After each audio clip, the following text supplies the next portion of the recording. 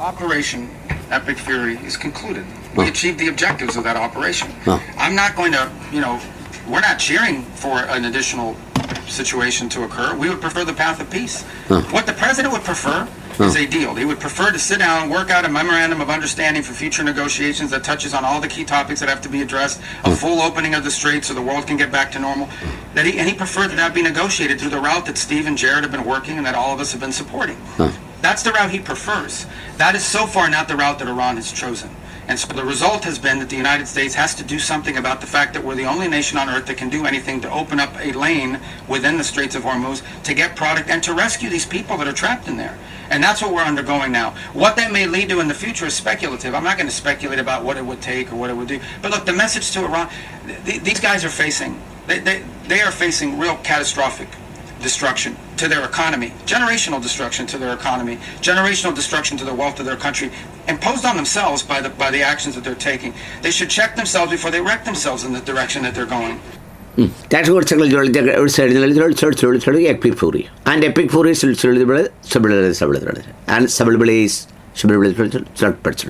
എന്താ മനസ്സിലായി? ഇതൊക്കെയാണ് കാര്യങ്ങൾ. ഓപ്പറേഷൻ എപ്പിക് ഫൂറി അവസാനിച്ചു.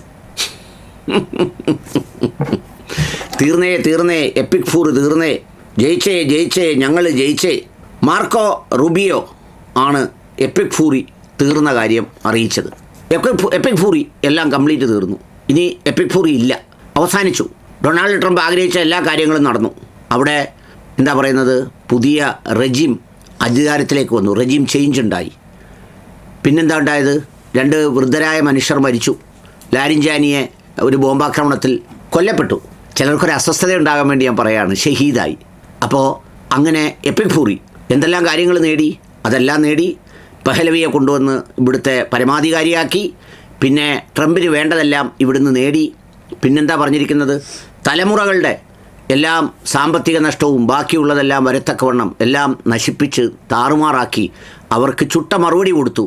എന്നിട്ട് ആ ചുട്ട വട തിന്നുകൊണ്ട്, ബ്രെഡ് തിന്നുകൊണ്ട്, ബണ്ണ് തിന്നുകൊണ്ട് ഇത് അവസാനിച്ചതായി ട്രംപ് പ്രഖ്യാപിച്ചു. വലിയ കൊട്ടിഘോഷിച്ച ഒരു ഓപ്പറേഷൻ. ഒരു ദിവസം പ്രഭാതത്തിൽ ഒരു കൊട്ടാരത്തെയും ഒരു വൃദ്ധനായ മനുഷ്യനെയും കൊന്നുകൊണ്ട് തുടങ്ങിയ ഒരു ഓപ്പറേഷൻ. എന്തെല്ലാം വമ്പുകൾ, എന്തെല്ലാം വേലത്തരങ്ങൾ, എന്തെല്ലാം അഭ്യാസങ്ങൾ, എന്തെല്ലാം തോന്നിയാസങ്ങൾ, എന്തെല്ലാം പച്ച നുണകൾ. ഇതെല്ലാം അങ്ങോട്ട് പടച്ചുവിട്ട് എന്തൊക്കെയോ ജയിച്ചെന്നാവശ്യപ്പെട്ട്, ജയിച്ചെന്ന് അവകാശപ്പെട്ട് മറ്റു പലതുമൊക്കെ ചെയ്ത് എന്താ നേടിയത്?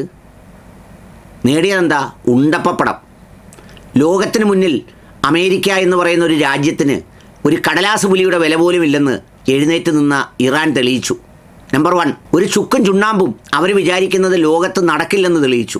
നമ്പർ 2, എവരെ വിശ്വസിക്കുന്നവർക്ക് എന്നും സുരക്ഷിതത്വമായിരിക്കും, ഒരു പോറൽ പോലും ഏൽക്കില്ല, എല്ലാം ഭദ്രമായിരിക്കും എന്ന് വിശ്വസിച്ച് യവന് വരുമ്പം കാശും വിമാനവും വാങ്ങിച്ചു കൊടുക്കുന്നവർക്കെല്ലാം ബോധ്യപ്പെട്ടു അങ്ങനെയൊന്നുമല്ല. അടി ആർക്കും കിട്ടാം, എവിടെയും കിട്ടാം. യവനെപ്പോലൊരു അമേരിക്കൻ പ്രസിഡൻ്റ് ഉണ്ടായാൽ അടി കിട്ടുന്നതിന് വേറെ എങ്ങോട്ടും പോകണ്ട, അങ്ങ് വീടിനകത്ത് അടി കിട്ടുന്ന സൈസ് പണി ഇവൻ്റെ കയ്യിലുണ്ടെന്ന് എല്ലാവർക്കും ബോധ്യപ്പെട്ടു. 3, മരിക്കാൻ തയ്യാറായി നിൽക്കുന്ന ആത്മാഭിമാനമുള്ള ഒരു ജനതയെ ഒരു ബോംബും ഒരു കപ്പലും ഒരു മറ്റൊന്നും കാണിച്ച് ഭയപ്പെടുത്താൻ കഴിയില്ല എന്ന് ലോകത്തിന് ബോധ്യമായി.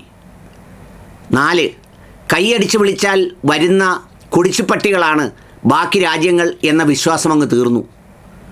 എല്ലാ രാജ്യങ്ങളും അവർക്കനുസരിച്ച് നിലപാട് സ്വീകരിച്ചു.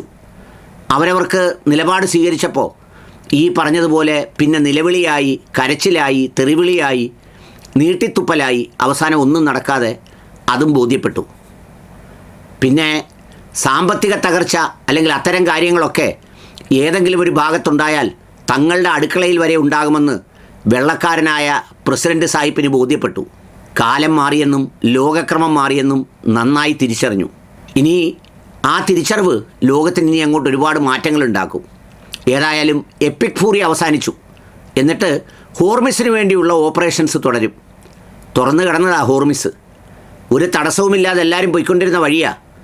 ചില വീടിനകത്തൂടെ ചില നടവഴികൾ അവസാനം ഒരു ദിവസം തൻ്റേതാണെന്നും പറഞ്ഞ് വന്ന് കയറി ആക്രമിക്കുമ്പോൾ പിന്നെ അവന് നടക്കാനൊക്കാത്തതുപോലെ വീട്ടുകാരൻ വേലി കെട്ടി അടയ്ക്കുന്ന അവസ്ഥയിലേക്ക് കൊണ്ടിയെന്ന് എത്തിച്ചിട്ട് ഹോർമിസിലെ തുടരും. അങ്ങനെ എപ്പിക് ഫൂറി കണ്ട് ഈ ഷിയാക്കൾ മുഴുവൻ കൊന്ന് അങ്ങ് ഇല്ലാതാവുമെന്നും അങ്ങ് തുടച്ചു നീക്കപ്പെടുമെന്നും അതോടുകൂടി എല്ലാ ബലാലുകളും ഈ ലോകത്തുനിന്ന് നീങ്ങിയെന്നും ഒക്കെ വിശ്വസിച്ചിരുന്നവർ ഒരു ഫാത്തിഹ ഓതി ദുആ ചെയ്ത് സ്വന്തം മുഖത്തും തലയിലുമൊക്കെ നന്നായി പുരട്ടിയിട്ട് കിടന്നുറങ്ങണം. അവിടെയുണ്ട് ഇറാൻ, ആ മനുഷ്യരും. നാളെ സ്വർഗത്തിലോ നരകത്തിലോ എന്നുള്ളത് പടച്ചതമ്പുരാൻ തീരുമാനിച്ചോട്ടെ.